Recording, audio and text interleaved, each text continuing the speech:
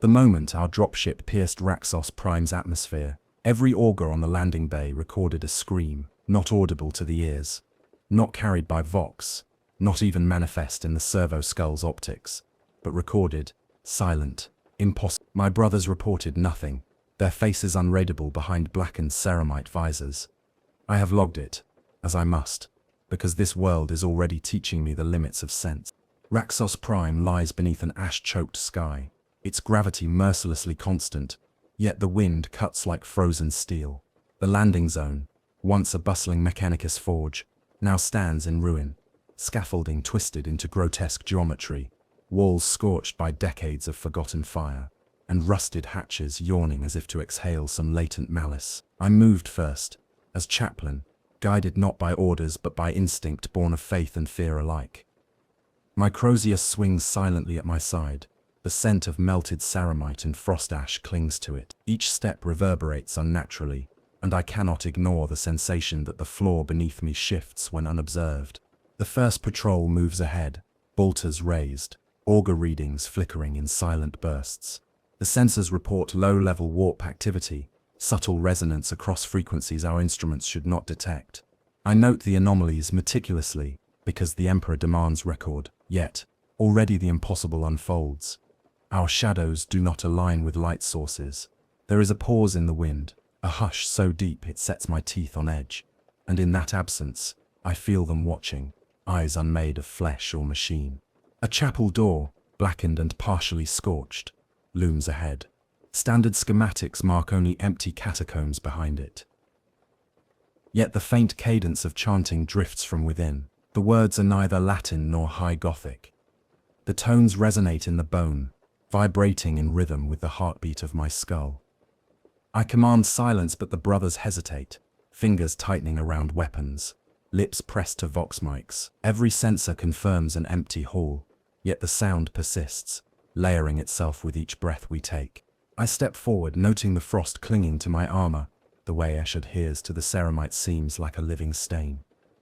The first micro cliffhanger unfolds as the door, untouched by my hand, swings open.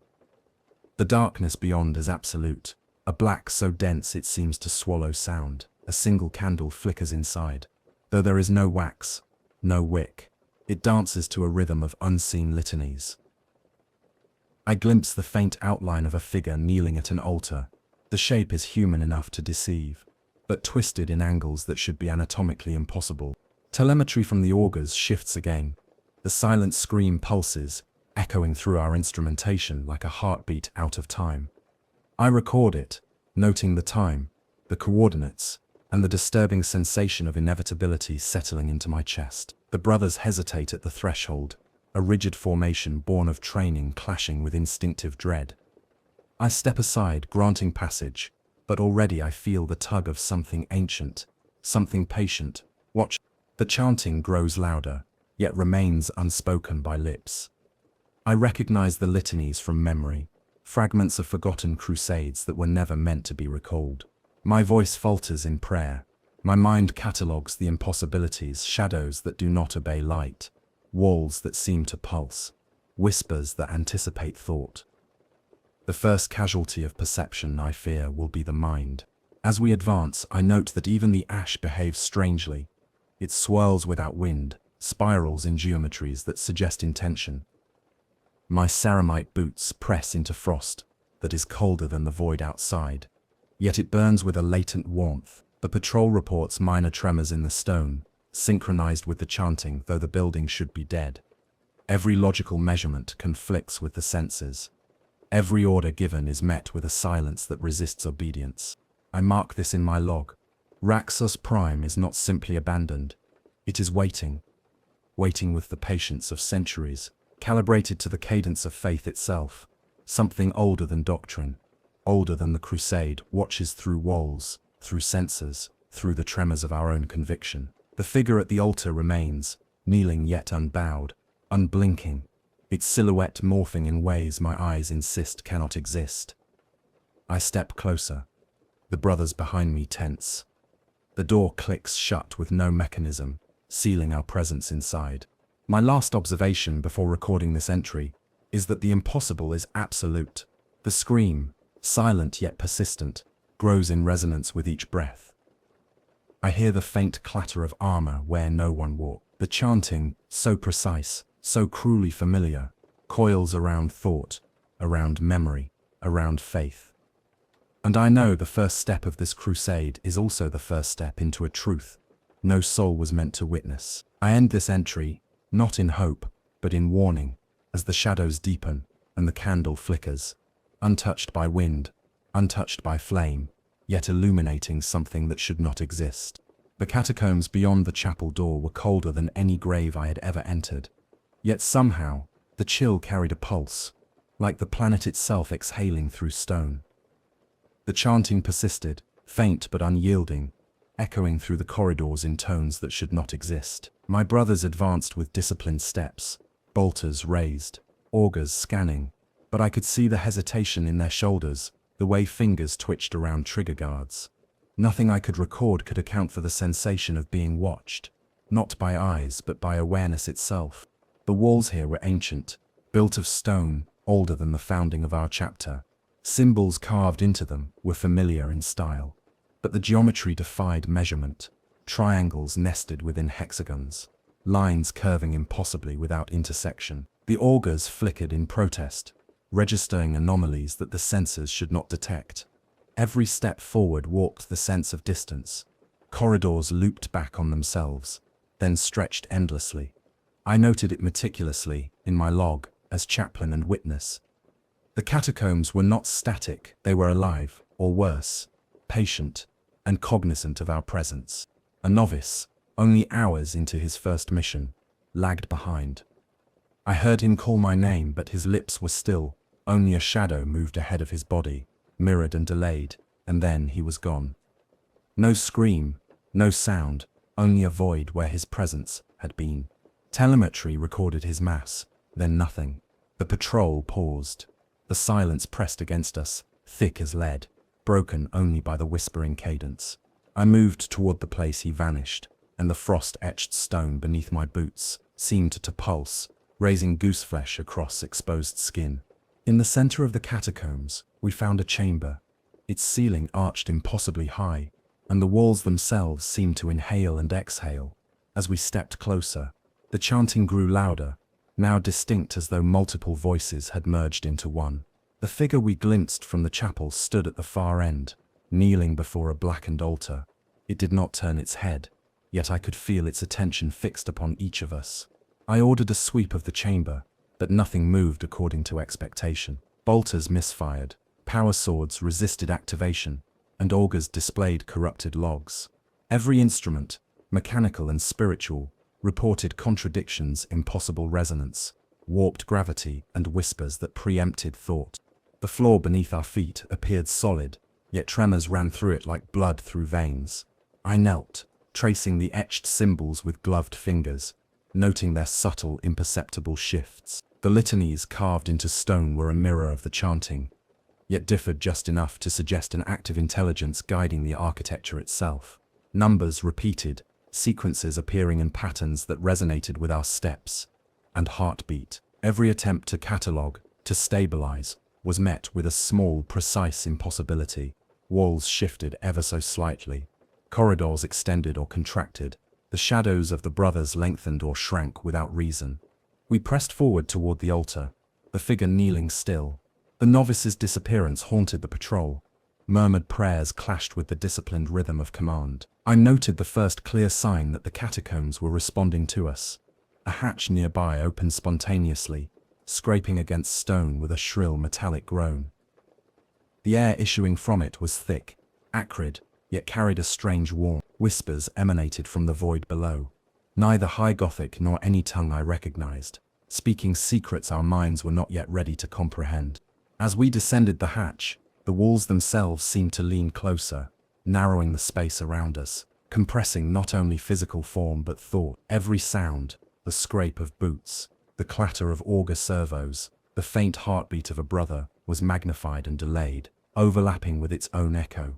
My ceramite armor vibrated in resonance with an unseen frequency. The brothers murmured prayers, but even the most fervent litanies were absorbed into the walls, re-emerging slightly altered. a subtle distortion that gnawed at the mind. We reached a lower chamber, vast and circular, its floor marked by geometric carvings we could not recognize. A low hum pulsed beneath us, synchronized with the chanting. I recorded every anomaly. The temperature did not fluctuate yet felt hotter and colder at once. The shadows did not follow the light sources. The wind, non-existent, carried particles of ash that clung unnaturally to armor. One brother reached out to touch the carvings, and the floor beneath him shifted slightly, as though solid stone were water. Telemetry captured a faint psychic spike, nothing violent, just awareness. A second figure, spectral and blurred at the edge of vision, appeared on the floor ahead, mirroring the missing novice. We aimed bolters, but the figures vanished into shadows before the trigger could be pulled. The black altar loomed nearer, pulsating with energy that seemed to warp the air itself. I noted in my log the impossible fact. The catacombs not only observed us, they anticipated us. Every movement he made, every step, every breath, was already reflected in the architecture, in the whispers, in the pulse beneath our feet. I ordered the patrol to halt. Every brother froze, sensing the same premonition. The chanting coalesced into a singular tone, vibrating bone and ceramite alike. The blackened altar seemed to exhale the sound, pulsing in time with the unseen heartbeat that pervaded the chamber. I approached, steps slow, measured, noting the frost etched into the stone and the whisper of ash that danced against the armor. Then, from behind the altar, a hatch clicked open. Darkness gaped within, an abyss within the floor. The chanting stopped for a heartbeat, replaced by a silence so absolute it pressed against thought itself. My breath caught in my chest. A soundless gasp. The brothers shifted uneasily, bolters trembling in their grip. A single candle flickered atop the altar, unlit, yet radiating warmth and light without flame. And I knew in the marrow of my bones that whatever waited below was patient, sentient, and aware of every one of us. I stepped forward, recording my log as I did. The abyss gapes. The chanting ends, and the impossible awaits. We are not the hunters here. We are the prey, catalogued by geometry, by pulse, by whispered liturgy. The first step into this abyss has been taken, and the catacombs will not forgive hesitation. The chamber beneath the altar stretched impossibly far, yet every augur confirmed the floor plan as finite. I had learned, even in this brief descent, that sensors are lies on Raxos Prime. The blackened altar pulsed with an energy I could not classify, part warp, part machine resonance. And the ash in the air seemed to vibrate with it, brushing against ceramite as if alive. My brothers shuffled forward, boots muffled by frost that clung like living frost ash to the soles, bolters raised, but even their disciplined formation betrayed a flicker of unease. The first anomaly manifested immediately. A wall, solid a heartbeat ago, appeared now to curve inward, folding the corridor in a manner that violated geometry. I noted the change in my log. It is as though the stone itself is sentient, responding to our presence, reshaping to lure or trap. The air grew thick, metallic, tinged with the scent of burned incense and scorched sinew. Though no fire burned here, every sound was amplified. The scraping of armor, the click of servo motors, even the low hum of the Black Templar hymns seemed to resonate in the walls themselves, distorted into frequencies that vibrated through bone. We approached the altar, and I recognized the remnants of a ritual, a heretical liturgy frozen mid-gesture. Blackened calluses, scorched pages inscribed with sigils, and fragments of bones arranged in impossible geometries. One brother reached for the chalice and I shouted, but the words were absorbed before they left my lips. The chalice lifted on its own, spinning in a slow, precise circle, suspended in defiance of physics. Telemetry recorded gravitational flux in the immediate vicinity. The impossible was not merely present, it acted with intent. A novice staggered backward, eyes wide, clutching his head as visions assaulted him. He screamed, yet no sound emerged, only a ripple through the ash that left frost patterns on the walls. His shadow twisted independently, stretching and retracting without relation to light. I attempted to calm him with prayer, but the litanies were absorbed into the room, re-emerging slightly altered, mocking, each syllable a question without answer. The chanting we had heard from above had ceased. replaced by silence so complete that I felt the absence press against the inside of my skull. The walls themselves began to move subtly. A triangular relief shifted angles imperceptibly.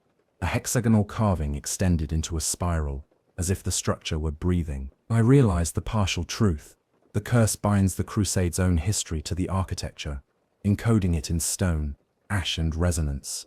Numbers repeated on floors and ceilings, sequences that corresponded to the lost Crusades recorded in our archives. The pulse beneath our feet grew stronger, synchronized with some rhythm I could not fully perceive, vibrating through ceramite, bone and the nerves of my mind. Suddenly, the chalice shattered. Black echos sprayed across the floor, forming geometrical symbols before evaporating into a mist. One brother stepped forward to investigate, but his arm passed through the mist as if it were smoke. Another tremor ran through the chamber, synchronized with the pulse, causing the floor beneath our boots to ripple like water. Every instrument we carried failed to stabilize the readings. Reality itself was malleable here, and we were mere observers or prey. The partial twist became clearer. The ritual, frozen mid-performance, is not inert. It reacts to our faith, our belief, our very presence.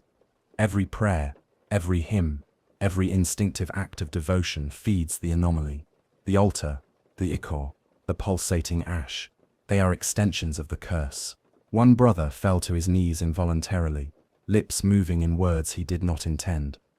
I restrained him, but I could feel the pull, the subtle shaping of mind and body, the initial stages of corruption. We attempted to map the chamber, marking distances and noting angles, but nothing held.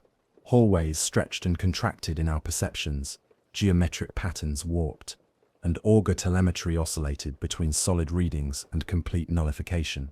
The pulse beneath us quickened. The chalice's remnants rearranged themselves into a pattern that mimicked the architecture above. It is as if the chamber itself writes, edits, and memorizes every step we take. At the far end of the room, a hatch appeared. It had not existed moments before, a rectangular aperture opening into absolute black. The pulse beneath our feet intensified. The whispers returned, faint, layered, unintelligible, yet imbued with meaning we could not comprehend. One brother attempted to touch the hatch, and his hand sank into nothingness, yet he did not scream. His arm vanished halfway into the void before recoiling, leaving frost patterns trailing along the chamber floor like veins. I recorded the event, careful to note the time, environmental readings and psychological state of the patrol. The patrol.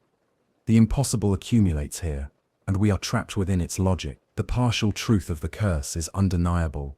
It feeds on faith and observation. It reshapes perception, and it warps space to serve its intent. The altar pulses, the ichor reforms, the chamber shifts. My brothers glance at one another, and I see the same recognition of inevitability mirrored in their eyes.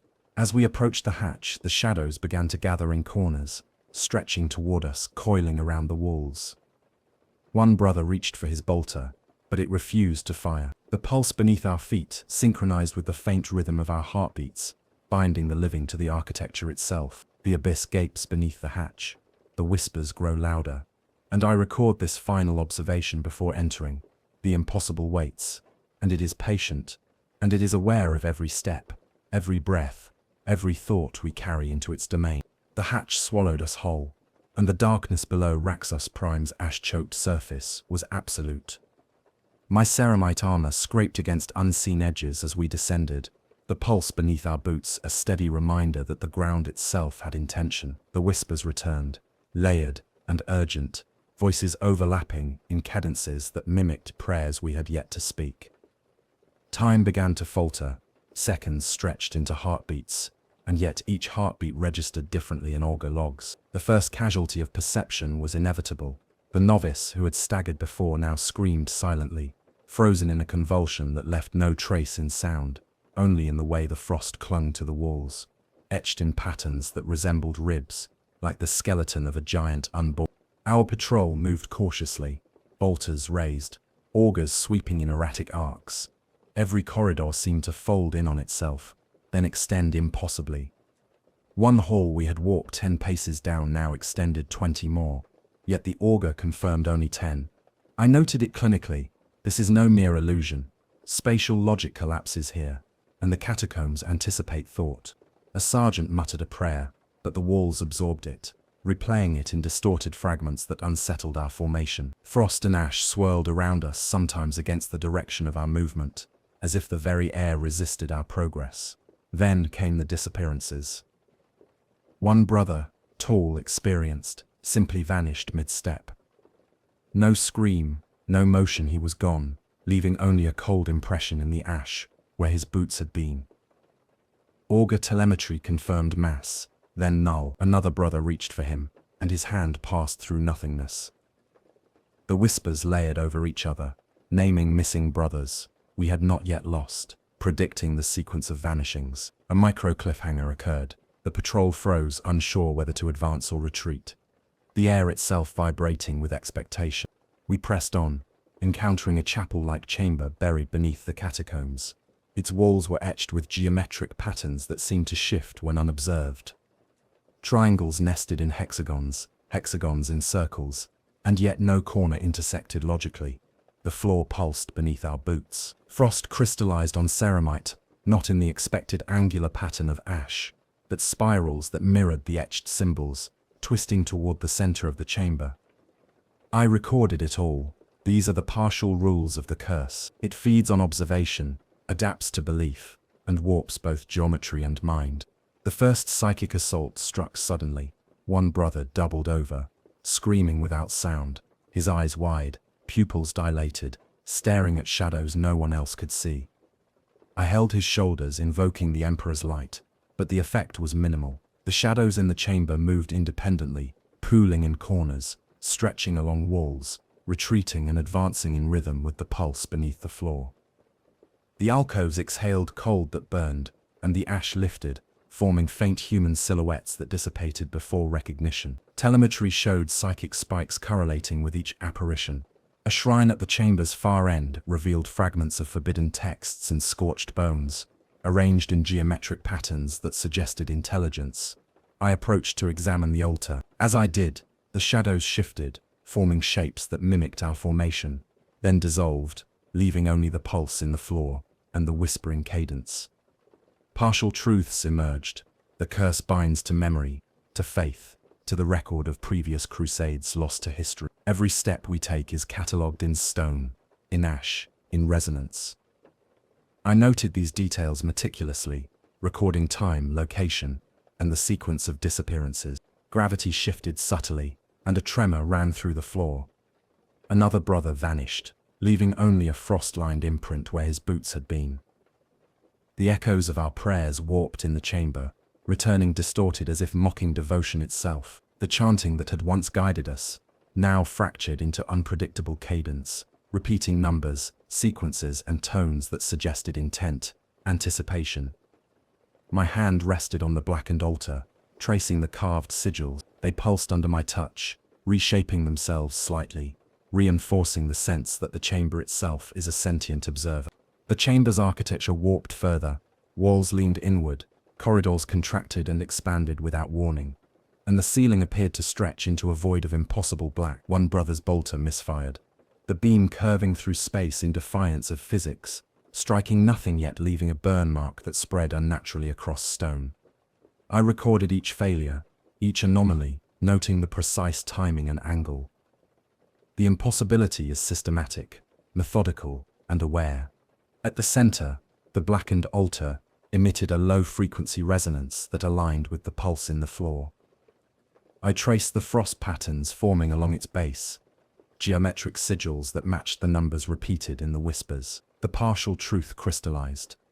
The curse is aware of presence, anticipation, and faith, feeding on devotion as much as on observation.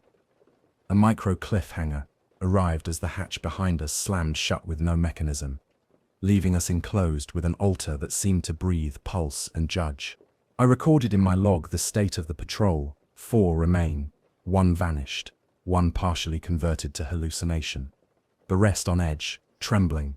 The abyss beneath the hatch awaits.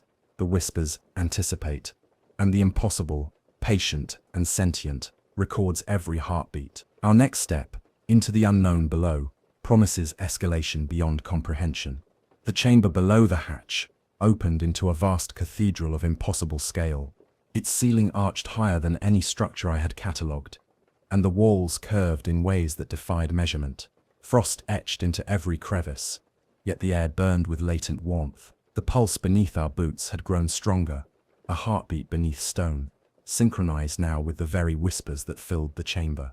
The voices formed words, then phrases, then litany-like cadences, yet their source was neither human nor machine. My brothers paused, bolters raised, but the ritual of vigilance faltered in the presence of something older, patient, and infinitely aware. Figures appeared at the far end of the cathedral, spectral yet tangible, moving in a slow procession. They knelt, chanted, and gestured with arms that elongated in impossible arcs. Yet they did not advance. The first tactile horror struck as frost and ash swirled around us, forming shapes that mirrored our patrol, then dissolved before recognition. Every shadow twisted unnaturally, pooling, stretching and recoiling in rhythm with the pulse beneath our boots. One brother stepped forward, and the spectral figures mirrored him perfectly, yet slightly out of sync, a delayed reflection that caused tremors in perception. The cathedral's floor was etched with sigils and numbers, geometric patterns pulsing with unseen energy. I noted in my log, the curse uses architecture as medium, memory as feedstock, and faith as fuel. A low hum vibrated through the stone, bone and ceramite alike. When I touched the etched numbers, they shimmered and reformed, aligning with the cadence of the chanting. One brother fell to his knees, lips moving in involuntary prayer, as though drawn by the cathedral itself. Telemetry recorded mass displacement, where none could exist. The partial truth revealed itself, gradually. This cathedral is not merely haunted, it is a psychic imprint of a previous failed crusade. The vanished Black Templars exist here in some echo, their memories encoded into stone, ash, and resonance. We are walking through their failure, reliving their devotion, their fear, their silence.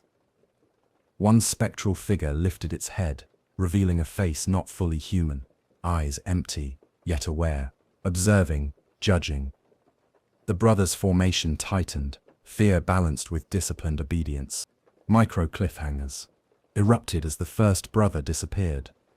One moment he knelt in prayer, the next, telemetry showed a void where mass had been. The pulse beneath our feet accelerated, the whispers layered over themselves, naming brothers not yet lost. I called the patrol forward, but every step was resisted by the air itself, thickening, clinging, moving against our boots. Frost patterns formed intricate sigils along the floor, then shifted into shapes that mimicked the removed brother. The impossible is systematic here, and the cathedral watches. A second brother attempted to purge the altar, reciting prayers, raising his blade, but the action triggered a response. A shadow detached from the wall, coiling around him, its form ephemeral, but constrictive. He screamed silently, convulsed, then collapsed. I restrained my own fear and recorded every variable: position, pulse, resonance frequency. The cathedral itself reacts, adapts, encodes and remembers. We are catalogued within its geometry, our devotion feeding its sentience. Environmental hazards escalated. Gravity fluctuated in microbursts. Smoke rose against wind. Frost burned like acid against ceramite. The altar pulsed, black ichor, forming geometric patterns on its base. Numbers from the etched floors aligned with the cadence of the whispers, as though the architecture were composing a ritual in real time. The partial twist crystallized. The curse is not inert. It is aware, responsive, and capable of manifesting physically through the environment, projecting psychic and sensory distortions with surgical precision. A third micro cliffhanger struck when the door behind us slammed shut with no mechanism. The cathedral seemed to lean inward, compressing thought as well as space. Every echo bounced off impossible angles, and the pulse beneath our boots now matched the distorted heartbeat of our own fears. I felt it clearly: the cathedral anticipates actions, observes reactions, and learns from faith. One brother's bolter misfired, the projectile curving in midair to strike the floor, forming a scorch mark that reformed into a sigil mirroring his emblem. We advanced cautiously, bolters raised, faith recited silently in the mind. The pulse beneath us, the whispers above, the shadows all around. They were the first true manifestation of the curse in force.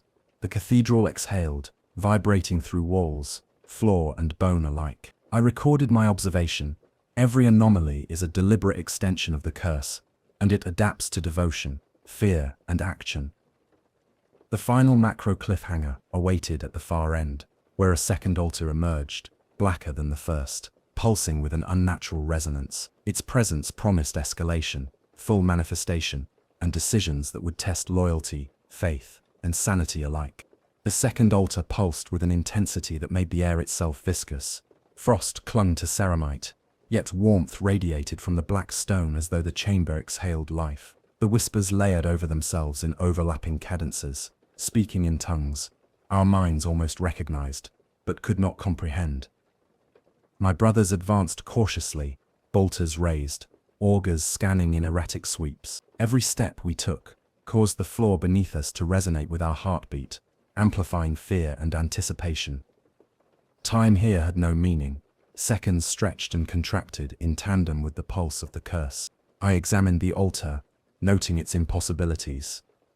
Black ichor formed sigils that reconfigured constantly, tracing geometric patterns that mirrored the cathedral's architecture. Numbers etched in the floors aligned with the cadence of whispers. One brother stepped forward to touch the ichor, and the black fluid recoiled, forming a humanoid silhouette that raised an arm in mimicry. Micro cliffhanger. The brother froze mid-motion, his hand passing through the shape, as frost formed skeletal patterns across the floor beneath him. I recorded the anomaly meticulously, noting time, pulse frequency, and psychic distortion. Attempts at purification failed spectacularly. Bolters fired, but projectiles curved unpredictably, striking walls or disappearing into nothingness. Litanies and prayers warped in the air, returning slightly altered, twisting devotion into mockery. Shadows detached from walls, forming coils around legs, arms, and even helmets. One brother convulsed, falling to his knees, his lips moving involuntarily, as though the cathedral itself dictated his prayers. I restrained him, invoking the Emperor's light, but even faith proved malleable here. The curse feeds not only on observation but on devotion itself. The environment escalated further. Gravity shifted in microbursts. Corridors contracted and expanded. Walls pulsed like living tissue. Frost burned on contact. Ash lifted against unseen wind. And air thickened unpredictably. Telemetry recorded impossible anomalies. Mass appearing where none should exist. Psychic spikes without source. Geometric sequences forming and dissolving in real time. I realized the curse is sentient, anticipating actions, adapting to faith, and projecting its will through both matter and perception. A second macro cliffhanger emerged as one brother vanished. One moment he knelt in prayer, the next, telemetry indicated a void where mass should have been. Shadows thickened around the altar, forming coils and spirals that mirrored our formation and movements, yet slightly delayed. The pulse beneath our boots intensified. The cathedral's architecture leaned and twisted subtly, compressing space and thought alike. I logged the event carefully: disappearance without trauma, environment adaptation, anticipatory shadow formation. We pressed forward, bolters raised, faith recited silently, every nerve taut. The altar pulsed with a resonance that synchronized with the whispers and the floor beneath us. Frost patterns coalesced into geometric sigils resembling the shapes of our lost brothers. The partial truths became more evident. The curse catalogs, encodes, and manifests lost faith, memory, and failure. Each manifestation mirrors devotion, each whisper encodes observation, and each pulse responds to heartbeat and thought alike. Micro cliffhanger struck again when the hatch behind us slammed shut with no mechanism. Shadows stretched and recoiled along walls, whispering sequences of numbers, names, and impossible litanies. The floor rippled like water, synchronized with our collective heartbeat. Bolters misfired, blades resisted activation, and augers oscillated between valid readings and null outputs. The curse was no longer passive, it had begun active engagement. Its influence was precise, deliberate, and calculated, projecting sensory and psychic distortion with surgical accuracy. We reached the altar's edge. The black ichor formed a humanoid shape, kneeling, yet it was not one of us. It lifted its head slowly, revealing a face malformed yet eerily human. Eyes empty but aware, gazing directly at each of us simultaneously. The pulse beneath our boots synced with our own heartbeats, binding flesh, armor, and mind to the curse. I recorded every observation: the altar, the ichor, the pulse, the shadows, each a manifestation of sentient environmental control. I concluded my log with precise warnings. The curse escalates with faith, observation, and interaction. Every attempted action, purification, prayer, or weapon discharge provokes adaptation. Every micro-anomaly compounds into full environmental manipulation. The cathedral is no longer merely a setting. It is a participant, a predator, and a recorder. Our next steps will force decisions that test loyalty, faith, and sanity. The macro cliffhanger, the Ichor kneeling at the altar, lifted its hand, and the pulse beneath us dropped into silence. Absolute darkness swallowed perception, and the whispers ceased. The waiting began. The silence that followed the pulse was suffocating. The cathedral, previously alive with whispers and rhythm, had paused, holding its breath, or perhaps ours. My brothers pressed closer, eyes wide behind blackened ceramite visors, bolters raised, but useless. Augers flickered, dead and alive in rapid alternation, recording nothing and everything at once. The black ichor atop the altar remained motionless, yet I felt it watching, considering, learning. Time itself seemed to dilate, seconds elongating unnaturally, as the frost burned against our armor and ash swirled without wind. Then the ichor moved, slowly, deliberately. A hand rose, extending toward the ceiling, as if conducting the cathedral itself. The pulse returned, irregular, jagged, not synchronized with heartbeat, not bound to space. Shadows coalesced into forms, humanoid but elongated, faceless, angles impossible for flesh, surrounding us in concentric layers. One brother gasped silently. Frost spread from his boots, creating skeletal imprints in the ash that flickered and shifted like living runes. Micro cliffhanger. The shadows reached a hand toward him, and the ground beneath trembled. We attempted to engage. Bolters fired, but the projectiles curved, vanishing into nothingness or rebounding harmlessly. Litanies poured from my lips, prayers twisted by the cathedral itself into distorted cadences that echoed against impossible angles, mocking devotion. One brother lunged to strike the ichor with his power sword, but the blade met resistance like water, bending and twisting unnaturally. Telemetry indicated fluctuating gravity, electromagnetic spikes, and psychic resonance that exceeded any known threshold. The curse was manifesting in full force. The pulse beneath us quickened, synchronized with a low-frequency hum from the cathedral's structure. Frost spiraled upward, forming twisted geometries around the kneeling ichor. A third brother convulsed, lips moving involuntarily in prayer. Eyes blank yet aware. The walls leaned, contracted, and extended in slow motion, compressing space and perception. Partial truths became clearer. The curse reacts to faith, encodes observation, and manifests through environmental manipulation and psychic resonance. Every action we take is anticipated, catalogued, and mirrored. A macro cliffhanger arrived suddenly. The Ichor's hand lowered, pointing toward a corridor that had not existed moments before, a gaping void twisting downward into impossible black. The whispers returned, naming brothers not yet lost, predicting disappearances before they occurred. One brother stepped forward despite hesitation, drawn by compulsion or despair, and vanished, leaving only frost and a whisper in the air. The pulse beneath our boots shifted into staccato beats, echoing like skeletal drum hits through the cathedral. I realized the moral crisis we faced. Engagement risks corruption or disappearance. Inaction risks the cathedral adapting further, learning, expanding its influence. The curse had evolved beyond environment and ritual. It now manipulated decision-making, predation through anticipation, feeding on fear, faith and loyalty alike. Shadows coiled, frost etched sigils into floors and walls, and the Ichor's eyes, empty yet sentient, followed each thought we attempted to hide. We pressed toward the new corridor, the floor beneath rippling like viscous liquid. One brother whispered a prayer, and the whisper returned twisted, mocking. Another attempted to read a relic from his satchel, It erupted in a pulse of heat and ash, reshaping itself into geometric symbols that aligned with the cathedral's own architecture. Micro cliffhanger. The symbols pulsed, and shadows drew closer, condensing into forms that mirrored our formation, each echoing movement slightly delayed. The abyss beckoned. The Ichor atop the altar remained kneeling, hands now joined in a liturgical gesture, pulsing with the rhythm of the cathedral itself. Frost, ash, shadows, whispers, and pulse converged into a sensory storm, collapsing space and compressing thought. I recorded every detail in my log: anomaly classification, sequence of disappearances, psychic resonance, environmental adaptation.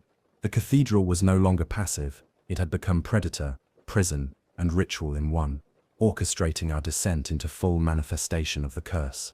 As we entered the void, a final micro cliffhanger froze my mind. One brother glanced back, and the altar Zekar smiled, an impossible hollow gesture that implied awareness, patience, and judgment. The pulse dropped into silence, shadows recoiled slightly, and the abyss ahead yawned wider, promising escalation beyond comprehension. I wrote the last line in my log: the curse is aware of every step we take, and its waiting is absolute. The abyss yawned beneath our boots, blacker than any void I had ever catalogued. Frost clung to ceramite, ash floated against no wind, and the pulse beneath the floor vibrated with an intelligence that made skin crawl. Whispers returned, louder, more insistent, layered in multiple cadences, overlapping liturgies and languages our minds could barely pass. The Ichor atop the altar remained kneeling, yet the air itself shifted as though breathing in anticipation. Every step we took was catalogued, mirrored, and anticipated. Reality itself had become a weapon, and we were its prey. The first psychic manifestation struck without warning. One brother convulsed violently, his lips moving in prayers he did not intend. Eyes rolled back, yet he spoke no words aloud. The pulse beneath our boots quickened, synchronized with the tremor of his body. Shadows detached from walls, coiling around him, constricting and twisting in impossible angles. Bolters misfired, projectiles curving mid-air, striking nothing yet leaving scorch marks that reformed into geometric symbols. Telemetry indicated psychic spikes far exceeding known thresholds, yet no source could be identified. The cathedral itself had become an extension of the curse. I attempted a ritual of purification, invoking prayers and litanies from memory. The words left my lips, yet returned warped, mocking, layered with cadences that suggested premeditation. Frost on the floor twisted in response, forming sigils that mirrored both the Ichor and my own hand gestures. The abyss beneath the newly formed corridor pulsed, echoing through stone, bone, and ceramite alike. Micro cliffhanger. A spectral hand emerged from the shadows, mirroring my own movements, reaching as though to seize faith itself. The environmental anomaly escalated. Gravity fluctuated in microbursts, corridors bent without warning, and walls compressed and extended subtly, challenging spatial perception. Ash and frost moved against logical airflow, forming shapes of lost brothers, echoing vanishings from earlier chambers. Every attempt at observation, measurement, or control triggered immediate adaptation.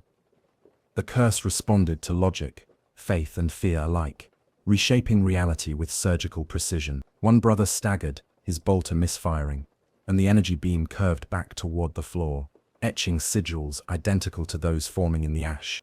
Partial truths solidified. The curse feeds on devotion, encodes memory, and manifests lost faith through space, matter, and psychic resonance.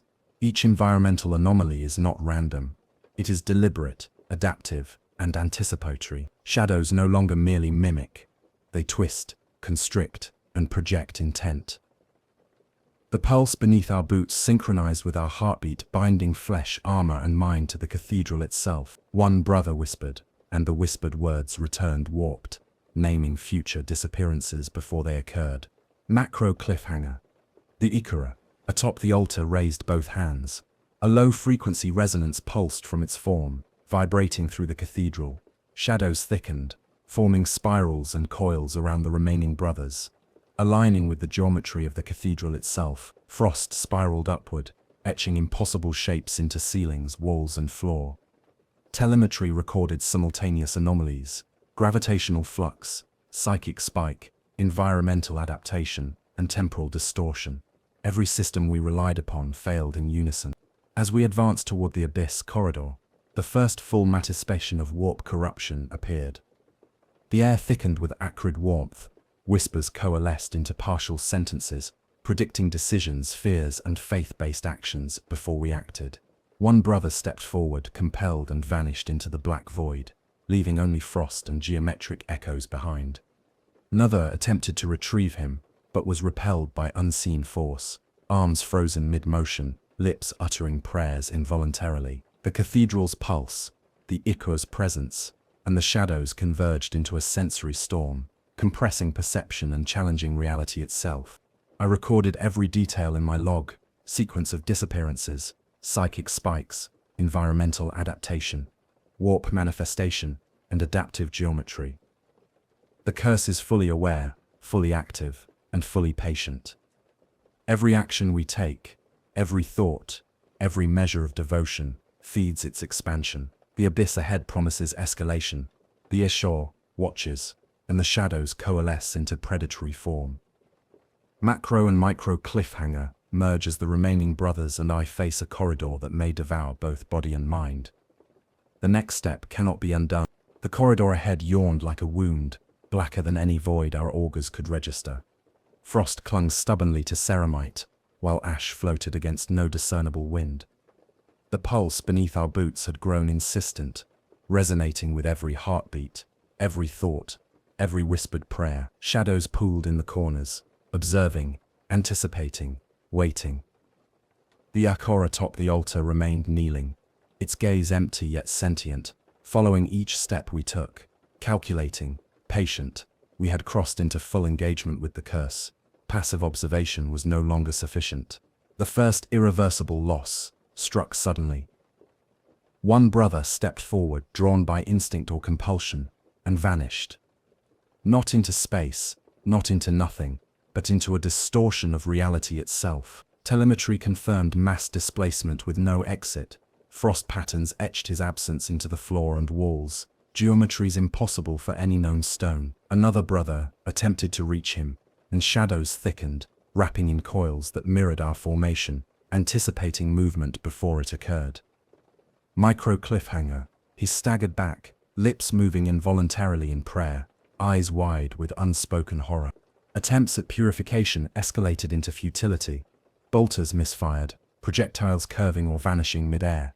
Litanies returned, twisted, mocking, layered with cadences we had not spoken. Frost burned where it touched ceramite. Ash shifted against no wind, and the floor pulsed beneath us, as though alive. The cathedral, corridor, and altar were no longer passive environment.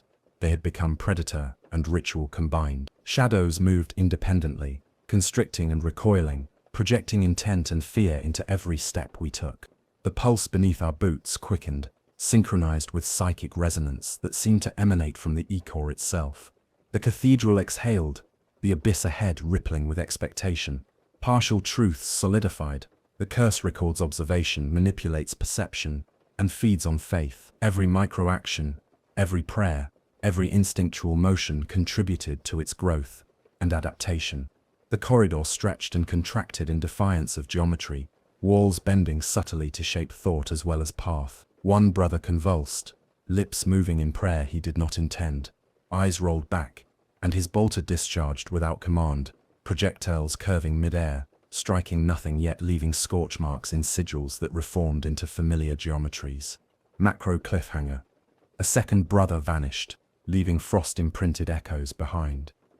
The pulse beneath our feet surged, aligning with the distorted rhythm of whispers, layered in multiple cadences. The Ekor atop the altar lifted its hands in liturgical gesture, the low-frequency resonance vibrating through stone, bone, and ceramite. Shadows condensed into spirals and coils around the remaining brothers, forming a pattern that mirrored the cathedral's impossible architecture. Telemetry indicated gravitational flux, psychic spikes, environmental adaptation, and temporal distortion simultaneously. Every system we relied on failed at once. The moral crisis emerged.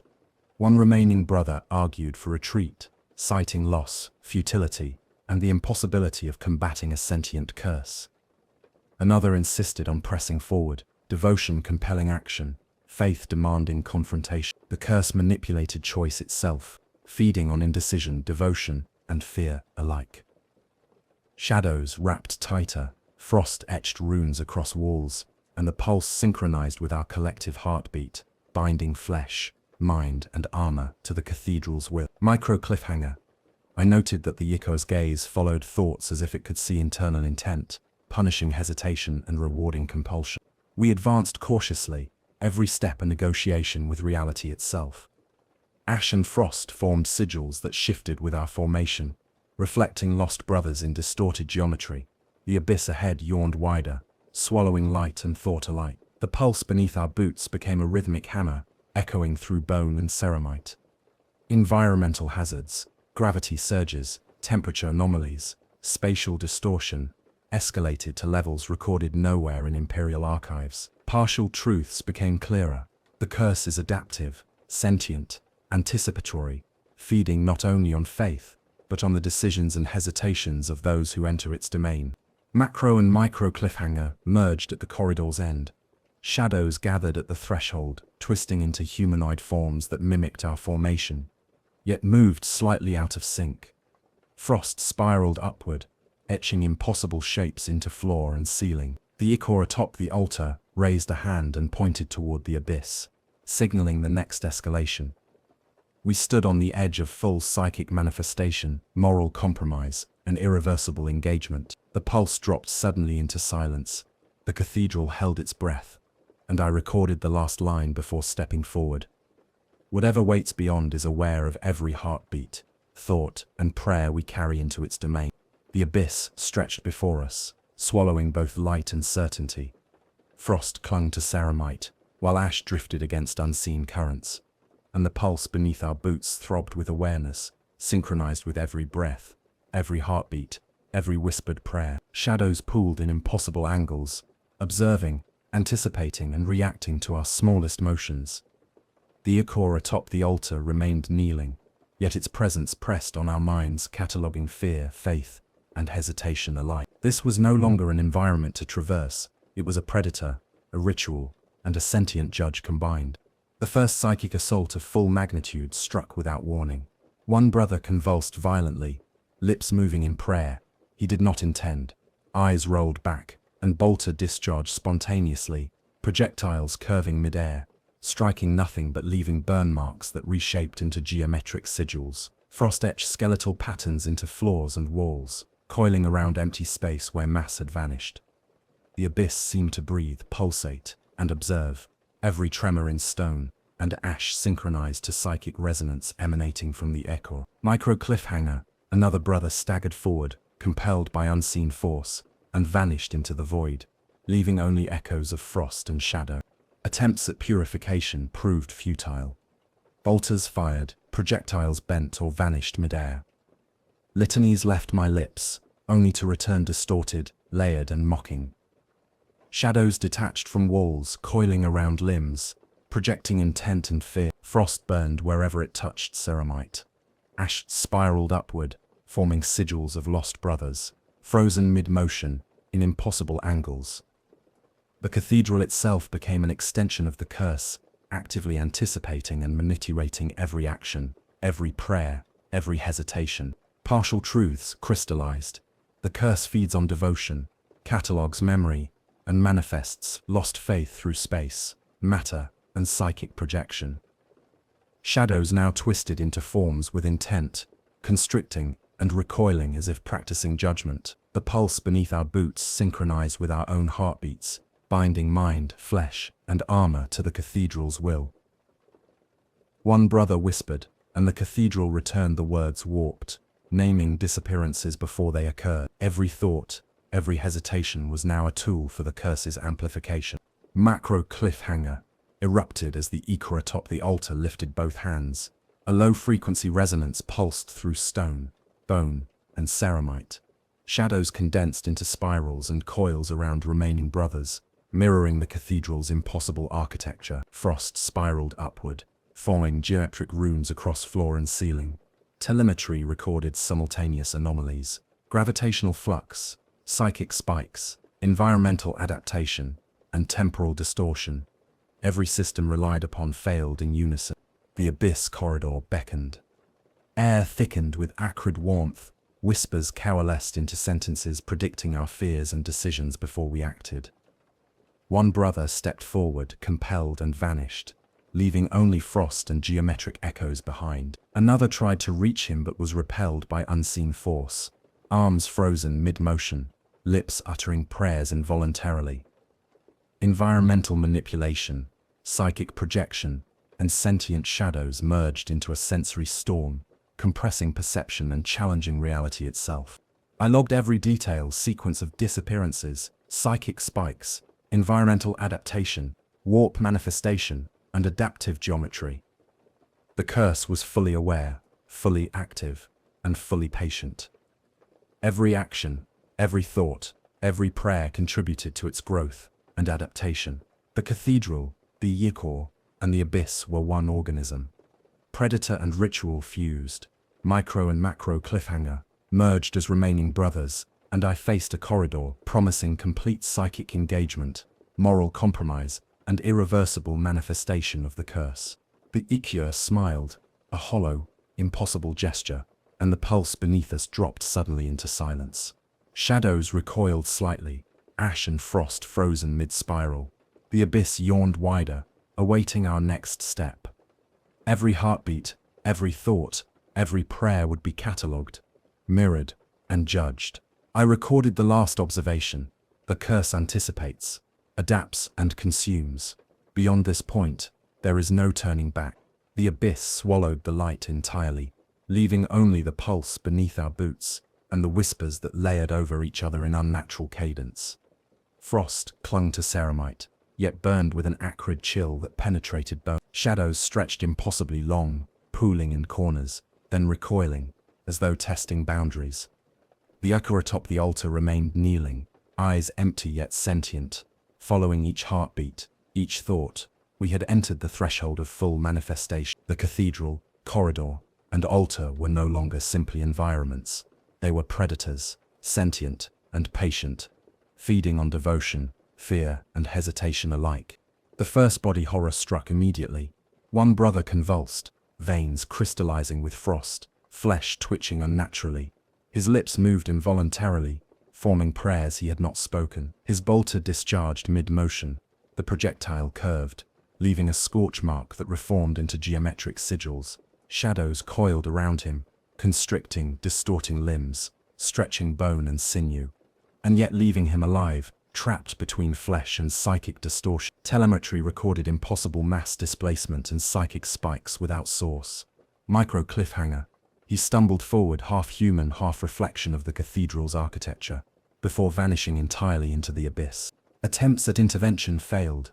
Bolters misfired, projectiles vanishing mid-air.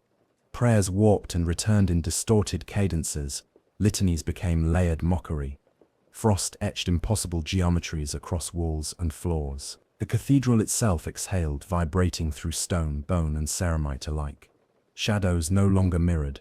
They acted, constricting and projecting intent, feeding on fear, devotion, and indecision. Partial truths became clearer.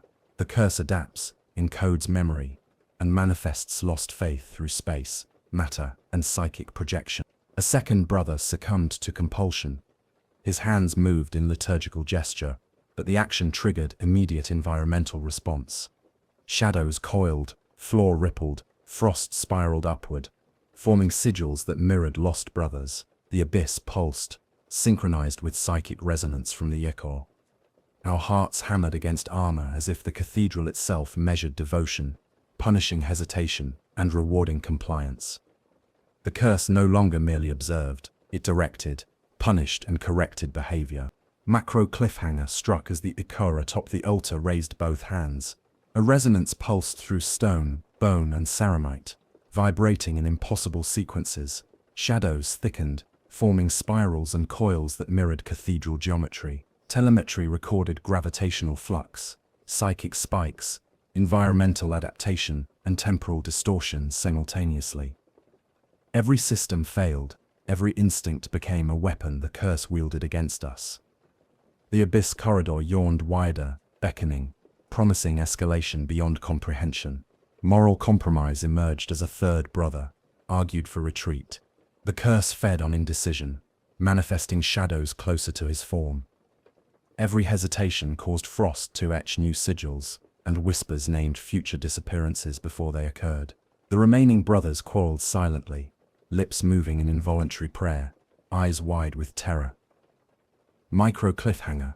One lifted his bolter against the Ichor, but the projectile curved unpredictably, striking only ash and forming runes that glowed faintly with psychic resonance. We pressed forward. Frost spiraled into impossible geometries, shadows coiled around formation, and the pulse beneath our boots hammered in rhythm with psychic projection. Emanating from the Ichor, partial truths revealed themselves further. The curse feeds on observation, anticipation, and faith.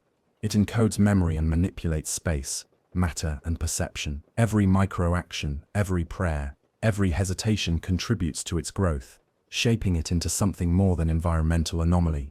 It is sentient, predatory, and patient.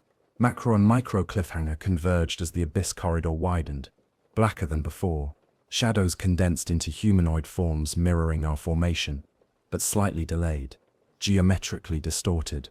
The Ichor's gaze followed thought, punishment and reward implicit in each hesitation. The pulse dropped into silence. Ash hung motionless, Frost crystallized mid-spiral. The abyss yawned, and every heartbeat, every prayer, every movement became catalogued, mirrored, and judged. The cathedral waited, patient, sentient, and absolute. The abyss corridor stretched beyond comprehension, blacker than any void I had catalogued, yet alive with pulse, whisper, and frost. Ash drifted without wind, and the cathedral seemed to breathe around us, walls bending subtly, ceilings compressing perception. Shadows twisted, elongated, and recoiled, observing our movements with impossible awareness. The Ichor, atop the altar, remained kneeling, eyes empty yet sentient, tracking each heartbeat, each thought, each prayer. Every step we took fed its anticipation. Every hesitation, fear, and prayer amplified the curse. Full environmental collapse began. Gravity fluctuated violently, pulsing with each step. Walls bent in impossible arcs. Floors rippled like viscous liquid. Frost spiraled upward, etching sigils in patterns that mirrored lost brothers. One brother convulsed as veins crystallized with frost, limbs stretching unnaturally as shadows coiled around him, yet leaving him alive, half flesh, half reflection of the cathedral's geometry. Telemetry recorded impossible psychic spikes and mass displacement. Micro cliffhanger. He vanished mid-step, leaving only ash and geometric echoes behind. Attempts at engagement failed, bolters misfired, projectiles curved unpredictably or vanished. Prayers returned distorted, layered, mocking. The abyss corridor expanded, folding space in subtle arcs, compressing perception and thought. Shadows moved with intent, constricting and recoiling, feeding on fear, devotion, and indecision. Partial truths revealed themselves further. The curse anticipates actions, encodes observation, and manipulates space, matter, and psychic resonance. Every microaction contributes to its growth, shaping it into something more than environmental anomaly, predatory, sentient, and patient. A second brother fell victim to compulsion. His arms moved involuntarily in liturgical gesture. The cathedral responded immediately. Shadows coiled tighter, floor rippled, frost formed sigils representing vanished brothers. The abyss pulsed with psychic resonance emanating from the Ichor, synchronized to our collective heartbeat. The curse now directed behavior, punishing hesitation, rewarding compulsion. Micro cliffhanger.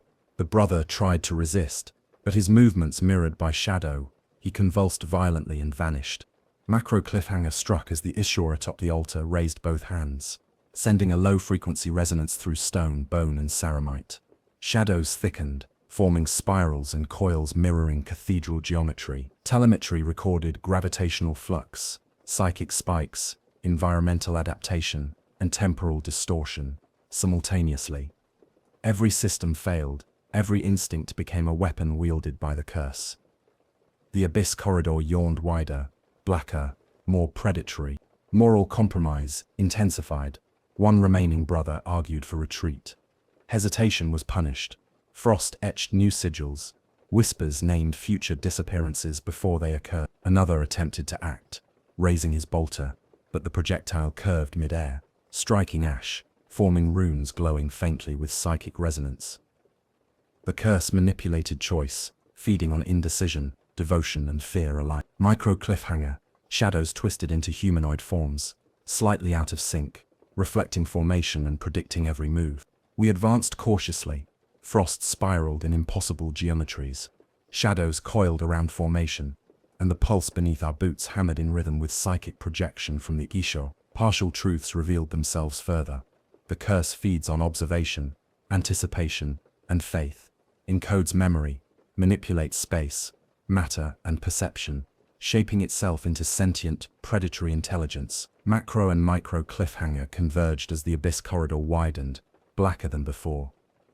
The Icho's gaze followed thought, punishment and reward implicit in every hesitation. The pulse dropped suddenly into silence. Ash hung suspended, frost crystallized mid-spiral, and the abyss yawned wider, ready to consume the remainder of the patrol. Do not remember drawing my chainsword. One moment, my gauntlet was wrapped around a lumen torch, sweeping its beam through the shifting geometry. The next, my fist clenched the hilt of a blade that thrummed with remembered vows. I could taste ozone and incense in the back of my throat, though neither had been lit in hours. The chamber around us flexed like a wounded beast, adamantium ribs bending in time with a pulse we could not locate. Form on me, I ordered, but my voice was answered by three others in perfect unison. My own layered at different depths, each bearing the same command spoken across centuries. 9 of us stood in the ritual chamber, freed from the glowing scriptwork that had bound our ankles to the dais. Freed, but not released. The runes still crawled beneath the floor, seeking new purchase. The vow engine was not finished with us. Brother Tiberon was the first to fire. His storm bolter barked into the far archway as it twisted into a shape that defied martial classification. Neither corridor nor chamber, but a fold in space that swallowed the rounds without sound. No sparks, no impact, no ricochet. The geometry simply accepted the ammunition and made no acknowledgement of it. It remembers, Brother Sestian muttered, helm lenses flickering. This shape, we died here once. Then we do not die the same way twice, I answered. The chanting from Aurelian's sarcophagus below had stopped hours ago, or perhaps seconds. Time had become an imprecise instrument in the fissure, but we still felt his presence. Not the man, nor the corpse, nor the relic, but the echo of the oath he failed to die completing. The air tasted of iron and cold copper. My auto-senses registered humidity and heat fluctuations in vertical striations, as if different realities pressed against each other and bled at the seams. Where the stone of the vault walls should have been, there were now slopes of black ash and fragments of cathedral tiling, angled like broken mirrors. Sestian advanced with measured steps, and the corridor reformed beneath his boots, only for the section behind him to warp into an ascending ramp that led nowhere. Vox contact failed 3 times before stabilizing into a dull single-tone carrier signal. Over it, I heard my name spoken by a voice I knew to be my own. Pitched lower, weighted by centuries of dust. Morvain, I nearly faltered. Brother Sergeant Kedron placed a gauntleted hand on my pauldron. Ignore it. I cannot, I said. And I meant it not as confession but as observance. The vow was not finished. We were the knives left sheathed. After the First War. The oath engine demanded renewal to erase the failure that birthed us. A tremor rattled the monolith chamber above, sending vibrations through the fissure walls. The bone constructs, our echoes, our futures, our pasts, had not followed us. They remained kneeling, heads bowed towards something unseen, perhaps remembering battles that had not yet occurred. The corridor convulsed ahead of us. The walls pressed inward for a heartbeat, then exhaled, birthing a figure in the center of the passage.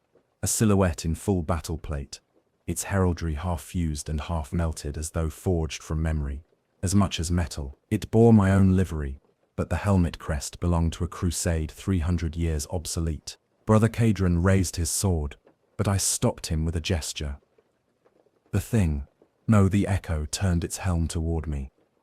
Its voice came not from its vox grill, but from the vox beads in every helm simultaneously. "You left," it said, my own tone, but worn down by regret. "You broke the shape of the vow." Tiberan snarled. "What are you?" "The remainder," the echo replied. Then its pauldron split, and a second face pushed outward through the metal, screaming in binharic litanies. The scream rippled through the corridor and tore open the air. Behind the echo, the geometry convulsed and inverted, revealing a glimpse of something vast, a thing made of cathedral spires, flensed flesh, and angles that could not coexist without worship. The anomaly did not roar or shriek. It simply existed wrong. "Engage," I ordered, though firing lines meant nothing now. Bolters spat fire into spaces that bent and closed like lungs. Chainswords bit into shapes that rippled like water before hardening into obsidian. Tiberan's left arm vanished at the elbow mid-swing, reappearing embedded in the ceiling as though grafted there a century before his birth. Sestian's helm imploded outward, folding into a mirrored mask that showed his face as it would appear in death. And still we fought. Because this was not a battle in the sense the Codex Astartes would define. This was reenactment, ritual carnage with an audience of blood-bound time. The vow had been sworn by Aurelian's generation, but not completed. We were not the replacements, we were the consequence. The churning architecture split again, and Aurelian's corpse strode through. He no longer wore ceramite. His bones were threaded with blackened circuitry. His once golden armor stripped to reveal cartilage, grafted with votive etchings. His skull still bore the crusade crest nailed to his brow, though his eyes burned with void light. He did not speak. He simply raised his hand toward the corridor where the geometry rippled, and his fingers bent at wrong angles, forming the shapes of litanies older than the ecclesiarchy. The anomaly recoiled, or perhaps advanced. Its body was not matter, but the memory of matter. The cathedral flesh geometry unfurled like a heraldic banner, and we saw fragments of worlds embedded in its angles. A desert hive crushed into dust, a void ship bisected along a diagonal that should not exist, a shrine world inverted like a mirror, immersed in blood. Kadran charged it with a roar, his blade sparking with hatred. The moment the edge touched the anomaly's surface, his war cry split into 9 overlapping versions of itself, each from a different moment of his life. I advanced behind him, chanting the canticle of the 9th spear, though I did not remember learning it. The vow blossomed in my mind as if I had carried it since novitiate. We struck not at a body, but at a promise that had festered into form. The anomaly answered in silence. My vision flickered with scenes of myself kneeling at the foot of the monolith in another lifetime, gauntlets stained with a blood I had not shed yet. The sound in my ears was neither battle nor storm but the turning of pages. The vow, being rewritten, complete it, Aurelian's corpse rasped, not through vox but through the grind of his vertebrae flexing. Or become it, Kadran's pauldron shattered. Sestian lost both legs below the knee, but crawled forward, dragging his bolter. Tiberan, one-armed, used his remaining fist to hammer at the shifting angles, each strike echoing like a church bell being rung underwater. I drove my chainsword into the space where the anomaly's form pinched into a spear of light. The blade should have rebounded, but instead it cut through something that felt like oiled parchment and marrow. The entity convulsed without screaming. At that instant, a second wave of figures emerged behind us. The bone constructs from the vault, wearing our faces and armor in earlier or later iterations. Some marched, others crawled, others simply knelt with weapons across their chests. They joined the assault as though memory commanded them. The geometry began to tear. The angles shuddered and folded inward, retreating not into distance but into forgotten time. Around us, gravity returned in violent pulses, slamming us to our knees. The chamber constricted as the vow neared its terminus. When the anomaly recoiled fully, it left behind only a hollow corridor paved with black glass. The echo of my own dead face stood before me, and bowed. Then its form collapsed into dust. Aurelian's corpse turned toward the ascent shaft. No words, no acknowledgement. Duty moved his bone. We followed. We did not ask if the vow was fulfilled. We knew it was not yet done. I lost track of who walked beside me. When we began the ascent from the hollow corridor of black glass, 9 of us still drew breath, though not all in the same shape we'd worn upon descent. The echoes, those ossified reflections forged from past and future selves, had fallen dormant again, their dust settling into the fissures like ash after bombardment. Aurelian's corpse moved ahead of us in silence, his gait neither limping nor marching, but something ritualistic, steps measured against a rhythm only he could hear. The ascent shaft had changed. Where before the passage was hewn basalt and adamantium girderwork, it now resembled the nave of a cathedral without origin. Vaulted archways ribbed with petrified bone, stained glass windows embedded in the rock, showing scenes of vows sworn beneath banners, stitched with names long erased from our rolls. The glass did not glow, it absorbed light, trapping our reflections in moments we did not recognize. Brother Sestian crawled with one arm, both legs severed below the thigh by the anomaly's recoil. His blood should have soaked the floor, but instead it evaporated into scriptwork that crawled across the walls before fading. Tiberan, still missing his arm to the elbow, recited the litany of excellence under his breath, to maintain focus. His voice occasionally shifted into older dialects, as though older versions of himself spoke through him in brief, involuntary stutters. Brother Sergeant Cadron was not dead, though the armor across his chest had cracked into a spiderwork of fissures that revealed glints of internal bone stained with black ichor. His helm seals were broken, but he refused to remove. Every exhalation rattled through his vox as though his lungs were lined with parchment. I walked at the rear, pulse still trembling from the strike I had driven into the anomaly's impossible flesh. My chainsword teeth were clogged with residue that was neither metal nor organic. It pulsed faintly as though the blade remembered the geometry it had bitten. We reached the threshold of the ritual dais, where our ankles had been bound.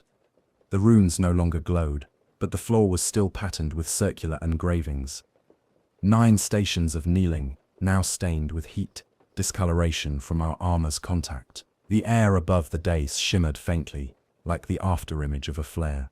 Aurelian's corpse halted at the foot of the monolith chamber, his head tilted as if scenting something. His vox grill was fused with bone and sinew, yet I felt his unspoken command ripple through the floor. I stepped past him into the vastness of the vault, what had once been the central chamber before the fissure had opened. It too had changed. The monolith no longer stood as a singular structure. It had split open along its vertical seams like an ossified seed pod, its interior revealed as a hollow sanctum. Around it stood rows of armor frames, 15 at least, each carved from bone-white adamantium and inscribed with vow canticles that looped forward and backward across the plate. Some suits still held occupants, the bone constructs who had offered themselves willingly, or by consequence. Others stood empty, gauntlets half raised in invitation. I felt a chill crawl beneath my gorget. The inscriptions on the nearest armor frame shone briefly, then bled into legible text across my helm display. Vo Deo, Bear, Castellan Morvain. Status, Urin entered. Fulfillment. Pending. Tiberan saw the same on another frame bearing his crusade assignment. He looked to me for command. I had none to give him that did not mirror the fear roiling in my gut. A fear not of death, but of being forgotten into a promise we had never consented to make. Cadron staggered to the center of the chamber and dropped to one knee, before a frame bearing his heraldry, though the livery belonged to a crusade from 200 years prior. His voice creeped through the vox. It is not replacement, it is recursion. Sestian dragged himself forward by one arm, his helm lenses dimming, then brightening as if adjusting to spectrums invisible to human sight. He reached a frame with no name etched across its breastplate. As his blood smeared its feet, the metal drank it in, and a name surfaced. His own, written in script older than High Gothic. I approached the frame bearing my heraldry. The cross of our chapter was carved into the gorget, but reversed, mirrored as though meant to face inward. I remembered the vow chants whispered through Aurelian's corpse in his sarcophagus hours before. They were not warnings, they were instructions. Is this the only path? Tiberan asked, though no one needed clarification. Aurelian's corpse did not reply with words. Instead, he walked to the monolith's core and placed his hand over the central column of inscriptions. His fingers sank into the metal flesh alloy as though it was still wet. The entire vault vibrated low, sonorous, resonating through our armor and into bone. The vow spoke through the walls, not in language but sensation.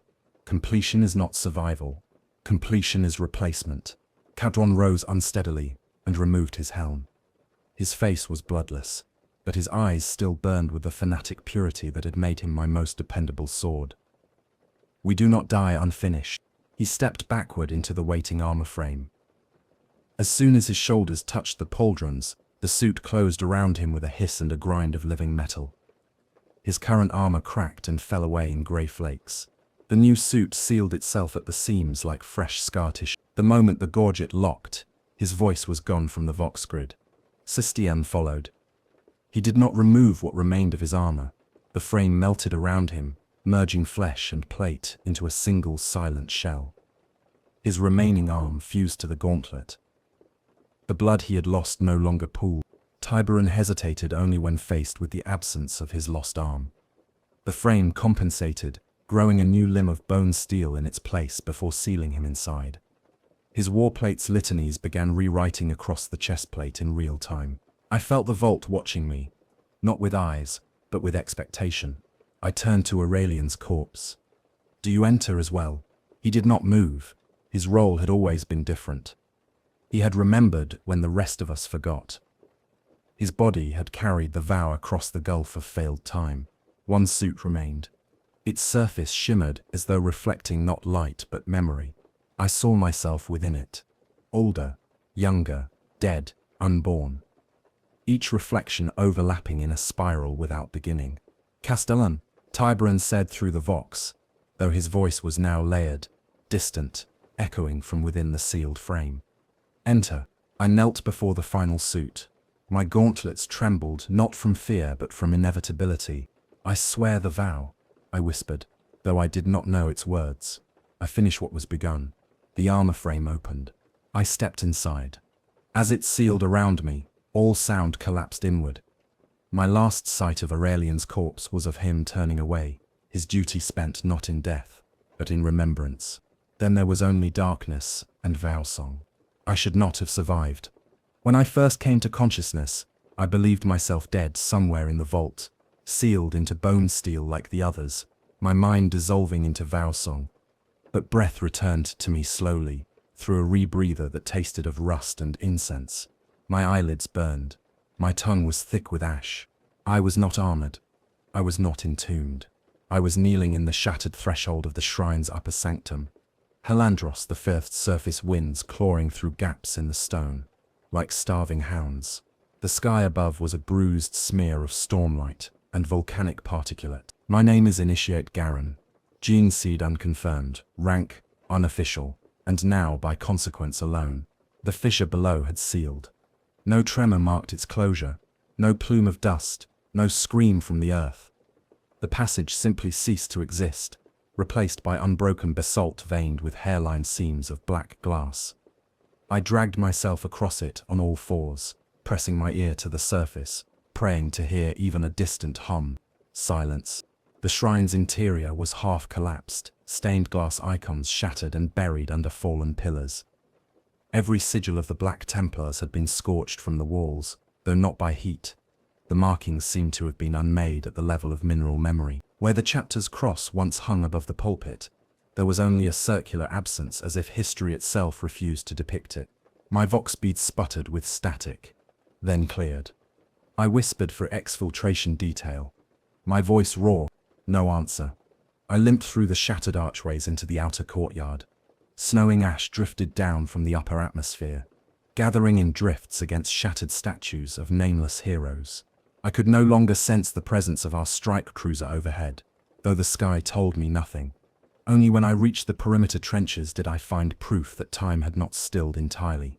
A single Thunderhawk gunship, gunmetal hull streaked with battle scoring, rested on its landing struts half a kilometer downslope. Its engines still steamed in the cold. I stumbled toward it on numb legs, bolter clutched to my chest like a relic. 3 serfs and a lone servitor stood at the ramp in silence, their eyes hollow, their postures rigid.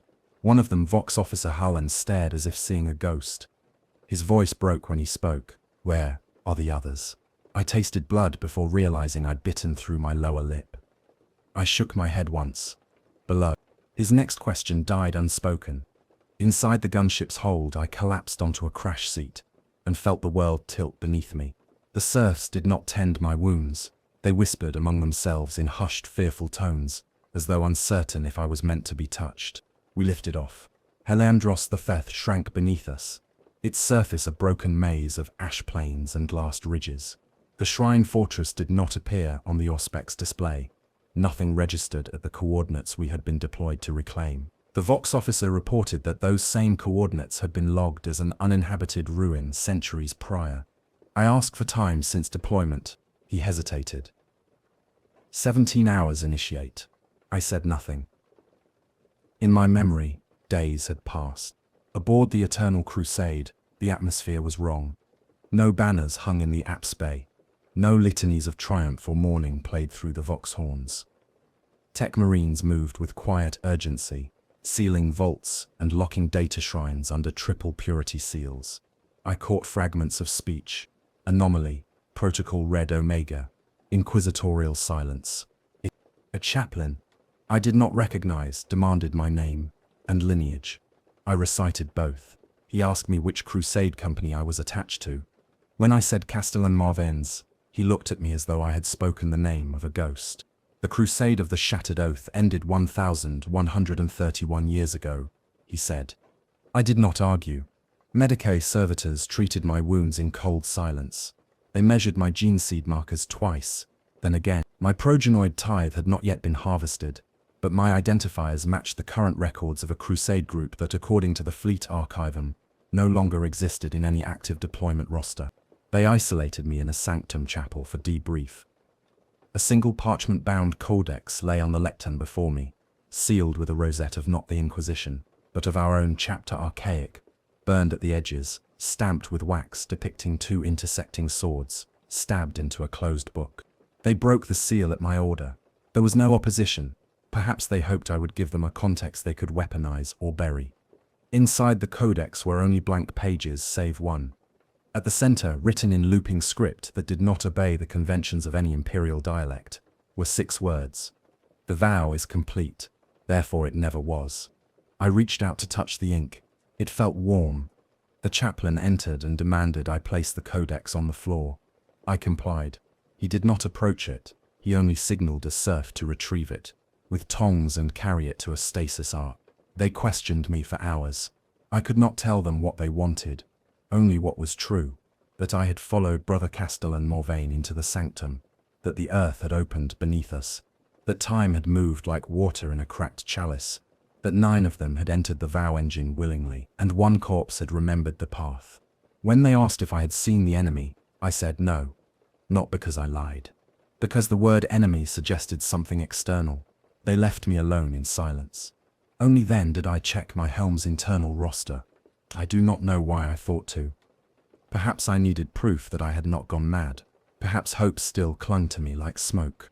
The roster for the Crusade Company appeared in pale lumen text across my visor. Aurelian's name was there, not marked as lost, entombed or interred.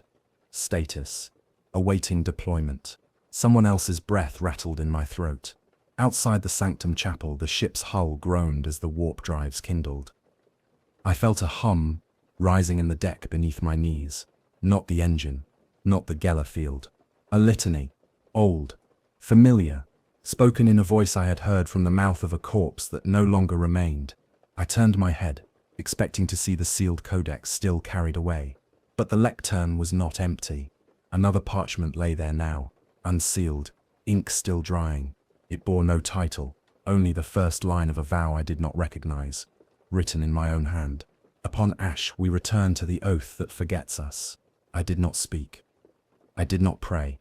I only listened as the hum sank into the hull like a heartbeat, rediscovering a buried rhythm.